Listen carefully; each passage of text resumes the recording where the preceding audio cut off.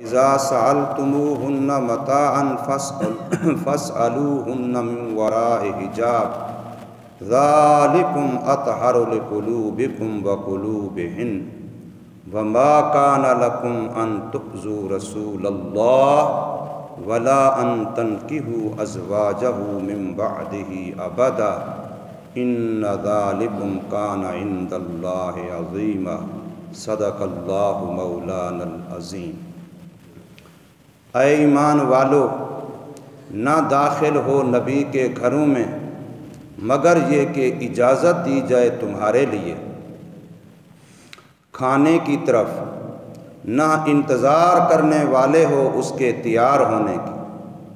اور لیکن جب بلائے جاؤ تم پھر داخل ہو تم، پھر جب کھا چکو تم تو پھر اٹھ کے چلے جاؤ، اور نہ مانوس ہو کے بیٹھو باتوں کے لیے، بے شک یہ تمہارا طرز عمل تکلیف دیتا ہے پیغمبر صلی اللہ علیہ وسلم کو، پھر وہ حیا فرماتے ہیں تم سے، اور اللہ نہیں شرماتا حق بات کہنے سے۔ اور جب مانگو تم ازواج مطہرات سے کوئی چیز تو پس مانگو ان سے پردے کے پیچھے سے، یہ بات زیادہ پاکی والی ہے تمہارے دلوں کے لیے اور ان کے دلوں کے لیے، اور نہیں ہے شایان شان تمہارے یہ کہ اذیت پہنچاؤ تم اللہ کے رسول کو،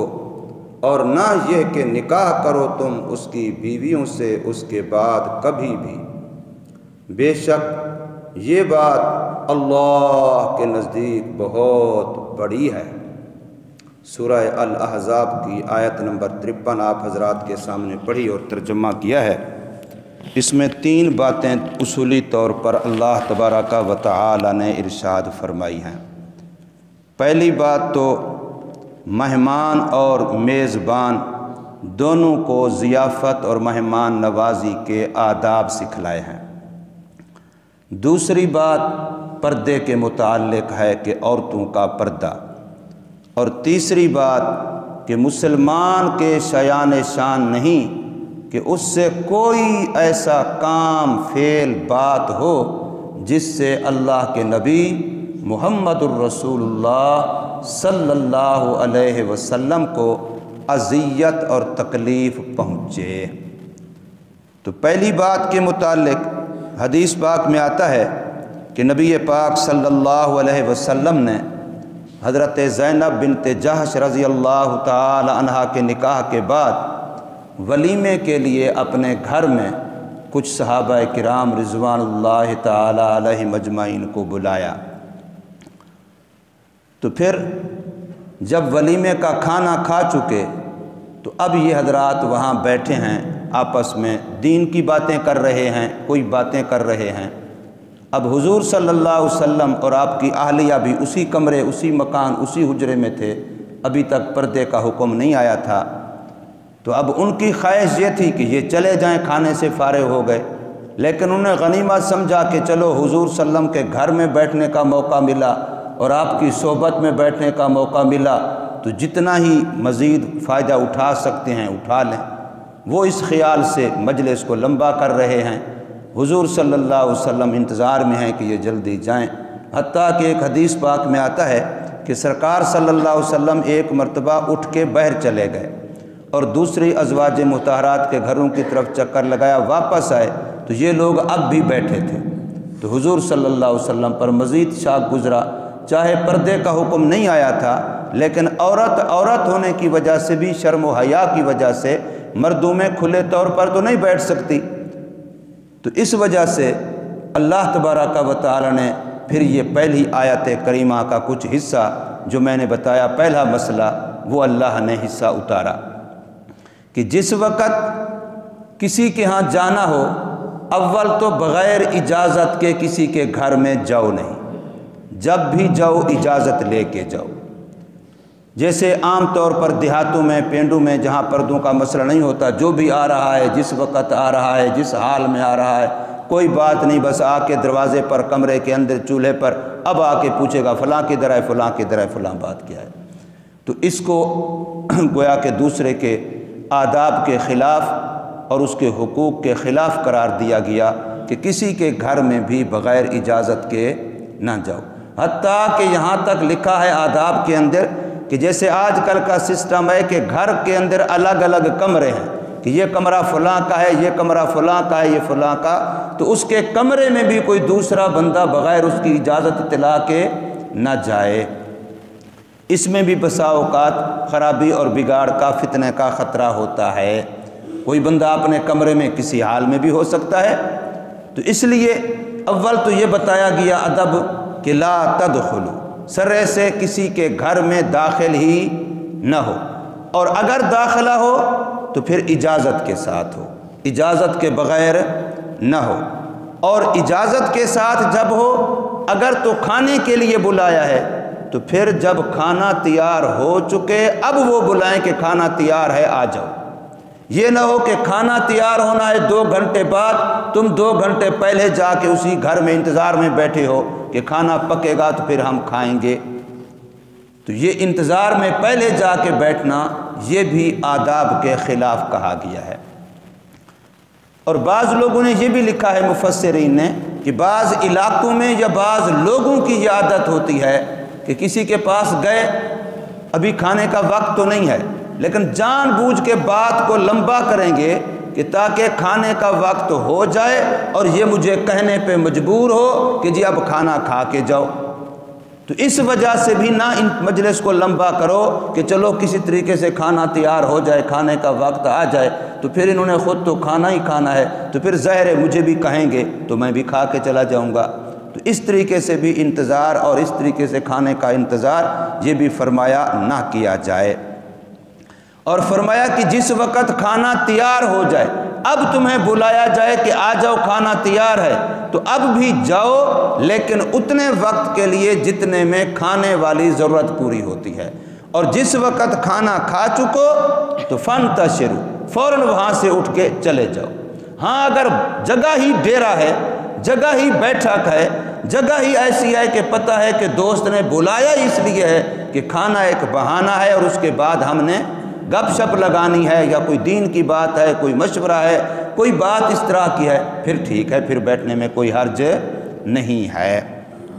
ولا مستأنسین لحدیث، ویسے خواہ مخواہ کے لیے باتوں سے باتیں نکال کے اس کی باتیں بڑی مزہ دے رہی ہیں جی، اس کے قصے بڑے مزہ دے رہے ہیں جی، اس کے چٹکلے بڑے مزہ دے رہے ہیں جی، بڑی قسمت سے ملے ہیں جی، لو جی مجلس کو لمبا کیے جا رہے ہیں، اور گھر والوں کے لیے کئی سارے انتظامات ہیں، کئی سارے معاملات ہیں۔ مثلاً بسا اوقات ایسے ہوتا ہے جگہ تھوڑی ہوتی ہے، مہمان زیادہ ہوتے ہیں، اب میزبان نے شفٹوں میں کھانا کھلانا ہوتا ہے کہ یہ جائیں گے تو پھر میں دوسروں کو بلاؤں گا، جگہ خالی ہوگی۔ اب یہ پہلے والے بیٹھے ہیں باتیں کریں، جگہ چھوڑتے نہیں ہیں، ادھر میزبان بھی انتظار میں ہے اور پیچھے دوسرے مہمان بھی انتظار میں ہیں، تو یہ بھی آداب کے خلاف ہے۔ اس لیے فرمایا جب کھانا کھا چکو تو اس کے بعد پھر باتوں میں بیٹھ کر کے وہاں وقت نہ ضائع کرو، بلکہ وہاں سے اٹھ کے چلے جاؤ۔ کیوں؟ یہاں یہ بتایا گیا ہے چونکہ واقعہ پیغمبر صلی اللہ علیہ وسلم کے گھر کا تھا کہ تمہارا یوں باتوں میں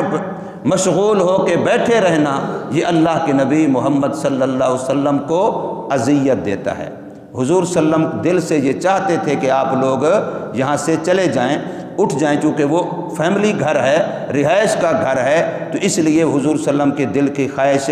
یہ تھی۔ لیکن اگلا ادب بھی بتا دیا کہ باوجود کہ حضور صلی اللہ علیہ وسلم کو تکلیف ہو رہی تھی، دل کی خواہش یہ تھی، پھر بھی مہمانوں کو، مہمان بھی محتاط تھے، مہمان بھی شاگرد تھے، مہمان بھی مقتدی تھے، مہمان بھی مرید تھے، حضور صلی اللہ علیہ وسلم ان کے پیر تھے، حضور ان کے استاذ تھے، حضور ان کے امام تھے، لیکن پھر بھی حضور نے نہیں فرمایا کہ تم چلے جاؤ۔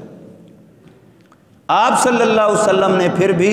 نہیں فرمایا، اللہ نے فرمایا کہ محمد صلی اللہ علیہ وسلم تو تمہارا لحاظ کر رہے ہیں، حضور صلی اللہ علیہ وسلم تو شرما رہے ہیں، حضور تو مہمان کے ادب کی وجہ سے نہیں بول رہے، لیکن اللہ حق کہنے سے نہیں شرماتا، اللہ تمہیں بتلا رہا ہے کہ تمہیں ایسا نہیں کرنا چاہیے۔ تو اس سے یہ بھی پتہ چلا کہ مہمان کی طرف سے اگر خلاف طبیعت کوئی بات پیش آتی ہے تو میزبان کو برداشت کرنی چاہیے۔ میزبان پر مہمان کا یہ حق ہے کہ مہمان کی طرف سے کوئی ایسی بات پیش آ رہی ہے جو میزبان کے لیے ناپسندیدہ بھی ہے، تکلیف دہ بھی ہے، وہ مہمان کی وجہ سے، اس کو مہمان ہونے کی وجہ سے اس کو برداشت کرے۔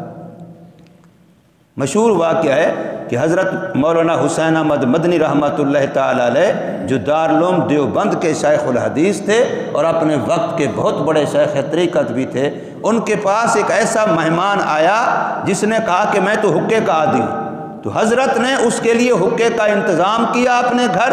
جہاں سے بھی منگوایا، اور پھر اپنے ہاتھوں سے حقہ اس کو تیار کر کے دیا۔ حالانکہ مولوی تو ناپسند کرتا ہے، اور مولوی بھی عام نہیں، دارالعلوم دیوبند کا شیخ الحدیث ہے، اور صرف مولوی نہیں، بہت بڑا خانقاہ کا شیخ طریقت بھی ہے، لیکن مہمان کا ادب یہ ہے، اس کے لیے اپنی طبیعت کے خلاف، اپنی چاہت کے خلاف بھی برداشت کر رہے ہیں۔ اسی طریقے سے حضرت امی عائشہ رضی اللہ تعالی عنہا کے جو مہمان کا واقعہ آتا ہے کہ امی کے پاس حضور صلی اللہ علیہ وسلم کے وصال کے بعد بھی بہت سارے لوگ دور دراز سے حدیث کا علم سیکھنے کے لیے آتے تھے، اور امی نے باقاعدہ الگ سے مہمان خانے کی طرح جگہ استعمال ہوتی تھی۔ تو مہمان آیا، اب مرد مہمان ہے، میزبان عورت ہے، درمیان میں غلام ہوتے ہیں، خدمت والے اور ہوتے ہیں۔ مہمان کو رات کو غسل کرنا پڑ گیا، مرد تھا، غسل فرض ہو گیا۔ جو چادر امی نے اوپر اوڑھنے کے لیے دی تھی، اللہ کا کرنا وہ چادر بھی خراب ہو گئی۔ اب مہمان نے یہ سمجھا کہ میری وجہ سے خراب ہوئی، تو اب یہ لوگ اگر پتہ نہ چلا استعمال کریں گے تو میرے لیے مسئلہ ہے۔ اس نے اس چادر کو دھویا، مہمان نے اس چادر کو اپنے ہاتھوں سے خود دھویا۔ جب امی کو پتہ چلا تو امی نے غلام کے ذریعے سے پیغام بھیجا کہ آپ ہمارے مہمان تھے، آپ کو ایسا نہیں کرنا چاہیے تھا، یہ خدمت ہم کرتے، یہ خدمت ہم گھر والے کرتے، آپ کو ایسا نہیں کرنا چاہیے تھا۔ تو اب مہمان کا اتنا بڑا حق ہے، حضور صلی اللہ علیہ وسلم کی حدیث ہے، من کان یؤمن باللہ والیوم الآخر فلیکرم ضیفہ، اپنے مہمان کا ایمان والا اکرام کرے، اس کی خوشی کا لحاظ رکھے۔ حضرت مدنی ہی کا واقعہ ہے کہ دو بندے مہمان ہوئے، ان میں سے ایک نان مسلم تھا، مسلمان بھی نہیں تھا، نماز تو دور کی بات، باقی آداب اسلام کے تو دور کی بات، وہ تو سرے سے مسلمان ہی نہیں تھا۔ اب جس مسلمان کے ساتھ وہ آیا، وہ مسلمان پریشان تھا کہ میں اس کو کیسے یہاں سے دور کروں کہ حضرت کا مہمان اس کو نہ بننے دوں، لیکن وہ بیچارہ بھی نہیں کہہ سکتا تھا اور نہ کہہ سکا، نہ حضرت کو بتا سکا۔ دونوں مہمان بنے، اور حضرت کے مزاج میں عجیب اللہ نے خدمت کا جذبہ اور عاجزی رکھی تھی کہ جب مہمان سو گئے تو حضرت ان کے پاؤں دبانے لگ گئے۔ پہلے ایک کے پاؤں دبا رہے ہیں، دوسرے کے پاؤں دبا رہے ہیں، آہستہ آہستہ، پتہ نہیں کہاں سے آئے ہیں۔ اس وقت زیادہ لوگ پیدل چلتے تھے، پتہ نہیں کہاں سے بیچارے آئے ہیں، کتنا سفر کر کے آئے ہیں، تھکے ہوئے ہوں گے۔ تو اس غیر مسلم کے بھی پاؤں دبائے حضرت نے۔ جب اس کی آنکھ کھلی کہ یہ کیا ہو رہا ہے تو وہ اٹھ بیٹھا، اور وہ حیران ہوا، تعارف تو غیبی سنا ہوا تھا، اور اس وجہ سے وہ مسلمانوں کا، اسلام کا اتنا قائل ہوا کہ بعد میں اللہ نے اس کو اسلام کی دولت نصیب فرمائی۔ تو اس لیے یہاں پر یہ میزبان اور مہمان کو آداب بتلائے گئے ہیں۔ فرمایا یا ایھا الذین آمنوا، اے ایمان والو، لا تدخلوا بیوت النبی، نہ داخل ہو تم نبی کے گھروں میں۔ میں نے عرض کیا تذکرہ نبی کا اس وجہ سے ہے کہ شان نزول واقعہ اسی کا بنا ہے، ورنہ حکم ہم سب کے لیے عام ہے۔ یہ نہیں ہے کہ اب نبی کے گھر کی بات وہیں کرا گی، یہ قرآن قیامت تک کے لیے ہے، یہ ہمارے لیے ہے۔ اس لیے ہم سب کے لیے ہے کہ بغیر اجازت کے کسی کے گھر میں، بغیر ضرورت کے کسی کے گھر میں سرے سے جائیں نہیں۔ یہاں لکھا ہے مفتی شفیع صاحب رحمۃ اللہ تعالی نے کہ کام ضروری نہ ہو تو کسی کے گھر میں جانے کی اجازت بھی نہ لو، کسی کے گھر میں داخل ہونے کی اجازت بھی نہ لو۔ الا ان یؤذن لکم، مگر یہ کہ اجازت دی جائے تمہارے لیے، الی طعام، کھانے کی طرف، لیکن جب کھانے کی طرف جانا ہو غیر ناظرین اناہ، نہ انتظار کرنے والے ہو اس کھانے کے تیار ہونے کی، بلکہ موقع پر جاؤ اگر کھانے کے لیے بلایا ہے تو۔ ولیکن اذا دعیتم، اور لیکن جب بلائے جاؤ تم کہ کھانا تیار ہو چکا، فادخلوا، پھر داخل ہو۔ فاذا طعمتم، پھر جب کھانا کھا چکو تو فرمایا فانتشروا، پھر اسی وقت منتشر ہو جاؤ، وہاں سے اٹھ کے چلے جاؤ۔ ولا مستأنسین لحدیث، وہاں باتوں کے ساتھ مانوس ہو کر کے، انس پکڑ کے، جی مجلس میں باتیں اچھی لگ رہی ہیں، اس طریقے سے فرمایا مانوس ہونے والے باتوں کے لیے نہ بیٹھو۔ ان ذالکم، بے شک یہ تمہارا طرز عمل کہ تم بغیر اجازت کے داخل ہو، یا وقت سے پہلے آ جاؤ، یا پھر وقت کھانا کھانے کے بعد بیٹھے رہو، یہ تینوں باتوں میں سے کوئی بھی بات ہو، یہ تمہارا طرز عمل کانا یؤذی النبی، یہ نبی کو تکلیف دیتا ہے، نبی کو اذیت دیتا ہے۔ فیستحیی منکم، پھر وہ نبی تم سے حیا کرتے ہیں، وہ شرم کی وجہ سے فرماتے نہیں ہیں کہ اٹھ کے چلے جاؤ۔ واللہ لا یستحیی من الحق، اور اللہ پاک حق کہنے سے شرماتا نہیں ہے،